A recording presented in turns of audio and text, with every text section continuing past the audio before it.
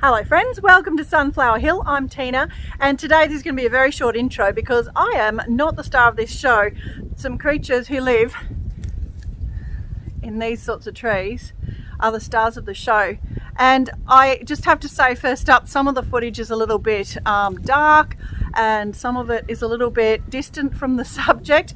Most of it's pretty darn good, but hello puss, my subjects for this video are wild members of the Sunflower Hill Homestead community. So I really hope you enjoy meeting these guys. I really wanted to share them with you because they are special creatures who have lived here way before we did, and I'm really happy, honoured I guess, and blessed to live with these little guys.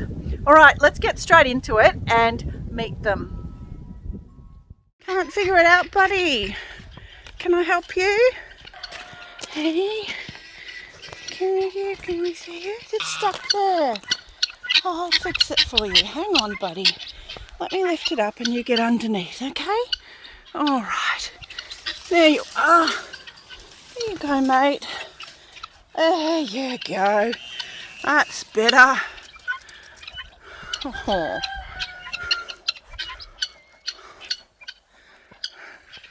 He's heading up to his tree. He normally does that without any fuss, but I didn't have time to get the gimbal, so this is probably a bit shaky handheld kind of filming. Watch him hop in his tree. There you go, buddy. That's better. Hey, there you go, little fella. Big fella, actually. I won't go any closer. Don't want to scare him.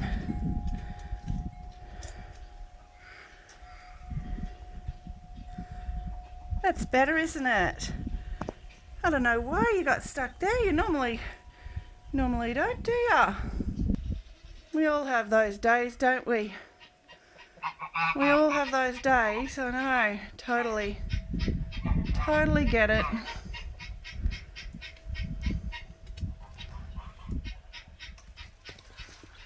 That's Mr. Koala up in his tree. There he is.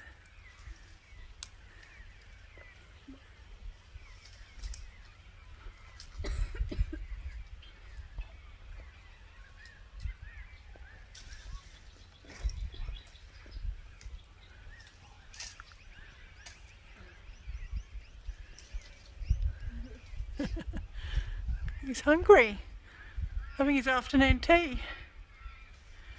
I know this is a male because he growls. Angry. He's angry.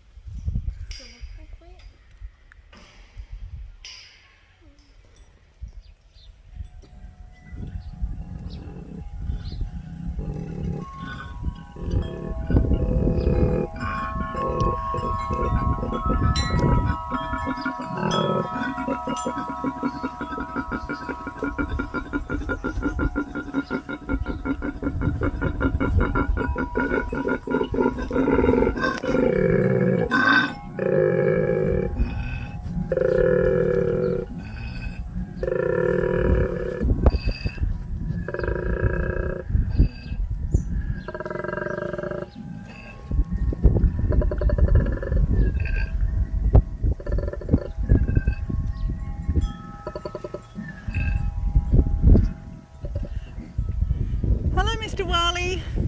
Mr. Wally does not just live at our house, he also lives out here in the trees all down the road, and his family does too. There used to be a bunch of them. I think some of them have been lost for various reasons, but there's at least him and at least I think 2 females, and we just saw a baby the other day who live in these trees and sort of between these trees and our house. So I'm going to zoom out now and give you an idea of his habitat, or their habitat. That one's definitely a male. You can tell by the way they call, by what they say. So there's this remnant roadside habitat alongside the road. This is our road, and they kind of use this as a habitat and a corridor to get back to my place.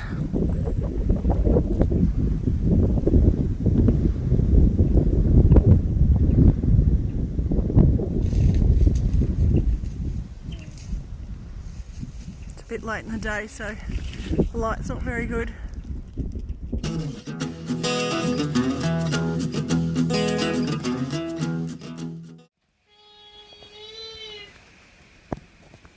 What's that noise, Gracie? What is it?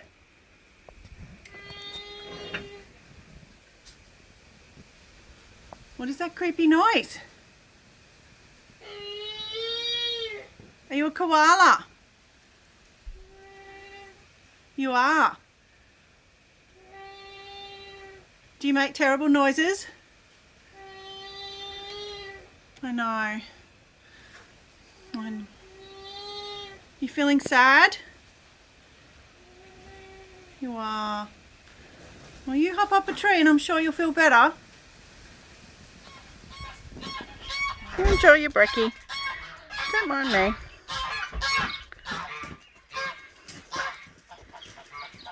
Just hanging around. That's the way. These guys are very used to us. Obviously not bothered. Oh yeah. I think this is the female. I'm going to leave you in peace. You eat your brekkie now.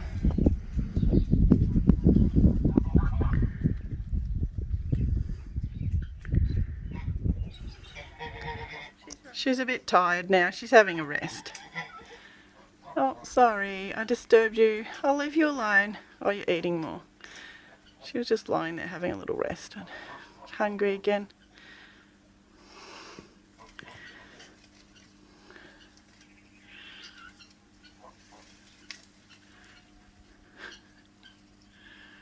Oh, that branch looks better.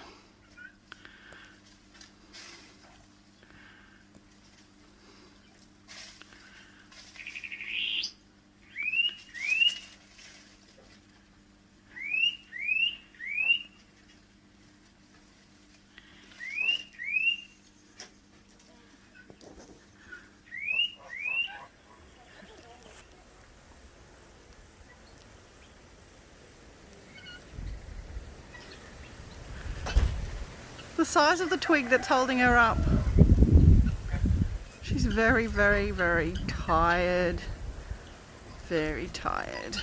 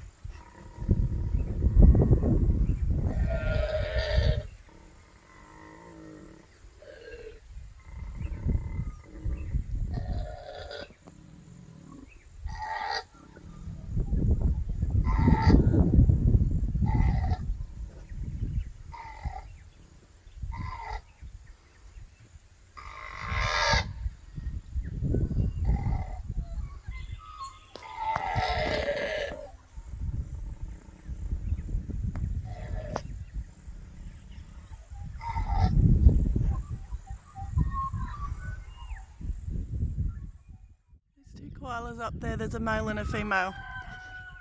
The male's making the growling noises and the female's making the screaming noises. It's mating season for koalas and lots of other creatures. I hope you can see them there. It's hard to film them from down here.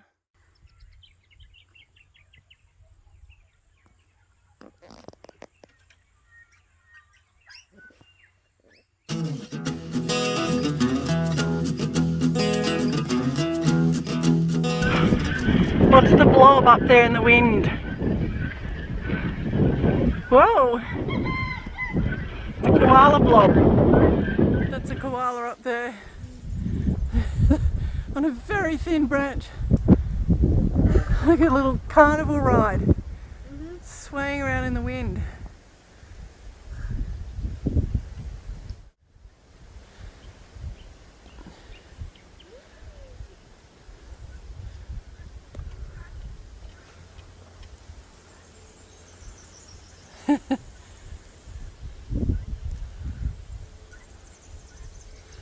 He's very high, right up the top of a massive gum tree.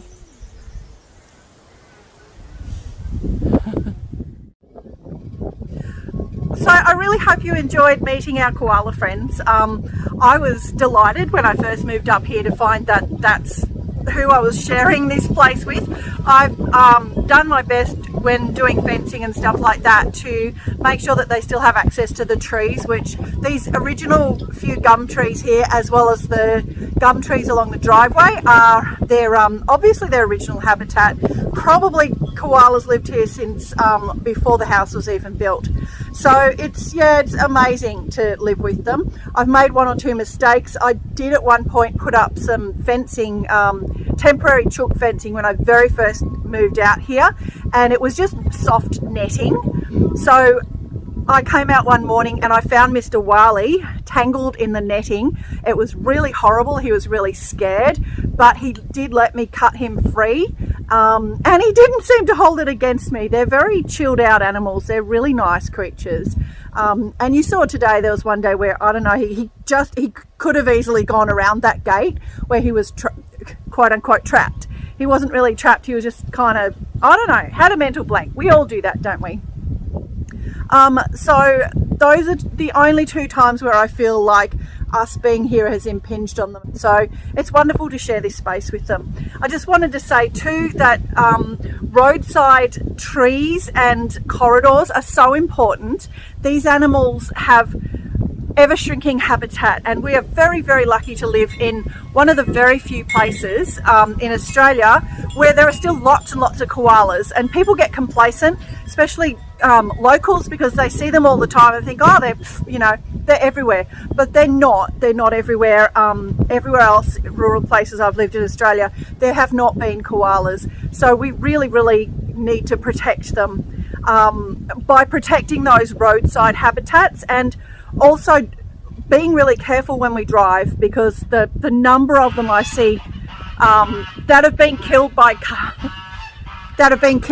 cars on the road, and it's really sad. I slow right down at dusk, and I just would really implore people to drive more carefully in areas where there's wildlife, particularly endangered wildlife like koalas.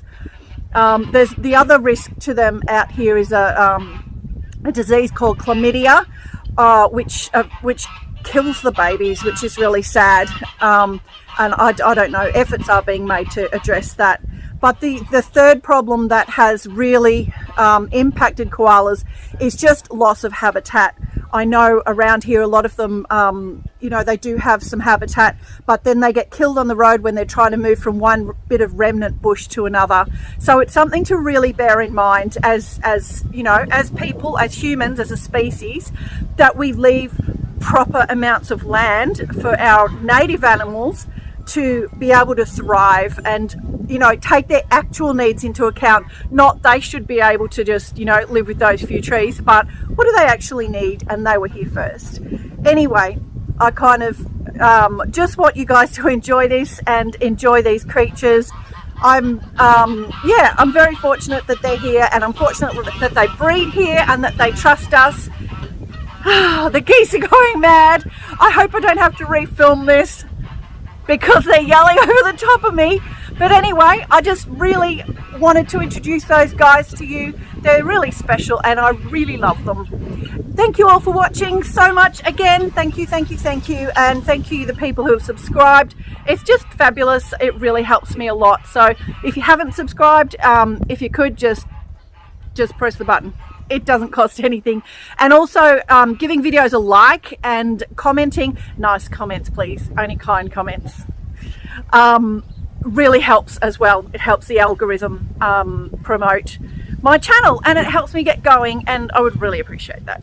All right, thank you everyone. So it's hooroo from me, and I can't say hooroo from the koalas because filming wild animals is tricky, and that's why this film is a bit shorter than some of the others. It's just, you know, get them when you see them. But let's have another hooroo. Let's have hooroo from someone else. Hooroo everyone. Good girl.